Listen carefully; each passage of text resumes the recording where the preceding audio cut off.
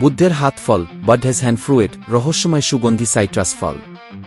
বুদ্ধের হাত ফল একটি অস্বাভাবিক আকৃতির সাইট্রাস ফল, যা দেখতে হাতের আঙুলের মতো লম্বা ও শাখান্বিত। এটি তার তীব্র সুগন্ধ এবং আধ্যাত্মিক ও ভেষজ গুণের জন্য পরিচিত। বৈজ্ঞানিক নাম ও উৎপত্তি। বৈজ্ঞানিক নাম সিট্রাস মেডিকাভার সার্কাডাক্টিলাস।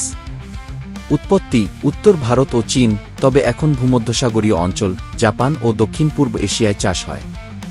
অন্যান্য নাম ফিঙ্গার্ড সাইট্রন, ফিঞ্জার্ড সিট্রন। জাপানি বুশুকান কি। চীনা ফোশোঘু।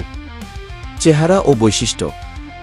আকৃতি হাতের আঙুলের মতো লম্বা শাখা, 5-1-2টি কো আঙুল, তাই নাম বুদ্ধের হাত কি। রং পাকলে উজ্জ্বল হলুদ, কাঁচা অবস্থায় সবুজ।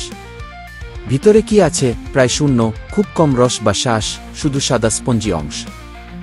সুগন্ধ তীব্র লেবু, জেসমাইন ঘ্রাণ, প্রাকৃতিক এয়ার ফ্রেশনার হিসাবে ব্যবহার করা হয়। স্বাদ মৃদু টকতিক্ত, সাধারণত কাঁচা। ধর্মীয় ও সাংস্কৃতিক তাৎপর্য। বৌদ্ধ ও চীনা সংস্কৃতিতে এটি সৌভাগ্য, দীর্ঘায়ু ও সমৃদ্ধির প্রতীক।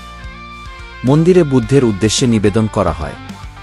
চীনা নববর্ষে বাড়ির প্রবেশদ্বারে রাখা হয় শুভ লক্ষণ হিসেবে। ব্যবহার ও উপকারিতা। 1. রান্নায় ব্যবহার। জেস্ট ক্যান্ডি করা খোসা, মিষ্টান্ন ও ডেজার্টে ব্যবহৃত হয়। সাইট্রাস ফ্লেভারিং সালাদ, চা বা ককটেলে সুগন্ধ যোগ করে। 2. আয়ুর্বেদিক ও ভেষজ গুণ। অ্যারোমাথেরাপি উদ্বেগ কমাতে সাহায্য করে। হজমে সহায়ক, ঐতিহ্যবাহী চীনা ওষুধে ব্যবহার করা হয়। 3. প্রাকৃতিক এয়ার ফ্রেশনার। ঘরে রাখলে মিষ্টি সাইট্রাস গন্ধ ছড়ায়। মজার তথ্য, এটিকে সাইট্রাস ফলের রাজা কি নামে পরিচিত চীনে। জাপানে বিয়ের অনুষ্ঠানে উপহার দেওয়া হয়। বীজহীন, তাই শুধু গ্রাফটিং বা কাটিং পদ্ধতিতে চাষ হয়।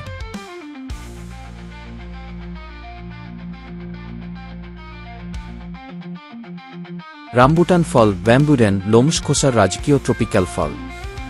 রামবুটান একটি জনপ্রিয় গ্রীষ্মমণ্ডলীয় ফল, যা তার অদ্ভুত লোমশ খোসা এবং মিষ্টি, রসালো স্বাদের জন্য পরিচিত।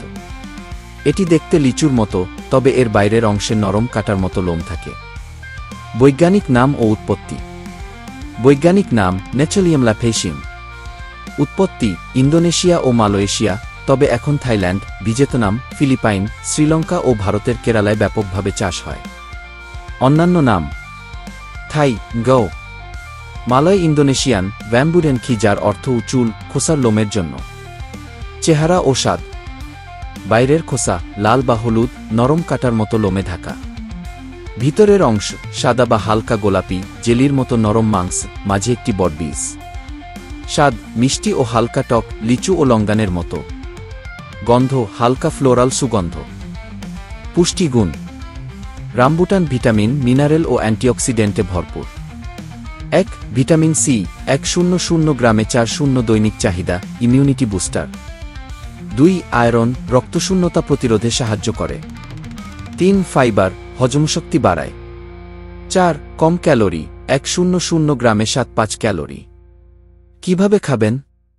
1. খোসা ছাড়ান, হাত দিয়ে লোমশ খোসা চিপে আলাদা করুন বা ছুরি দিয়ে কাটুন।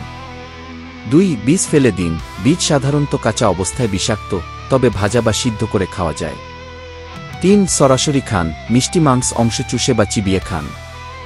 4. ফ্রুট সালাদ বা ডেজার্ট, অন্যান্য ট্রপিক্যাল ফলের সাথে মিশিয়ে খান। 5. জ্যাম বা জুস, প্রক্রিয়াজাত করে সংরক্ষণ করুন।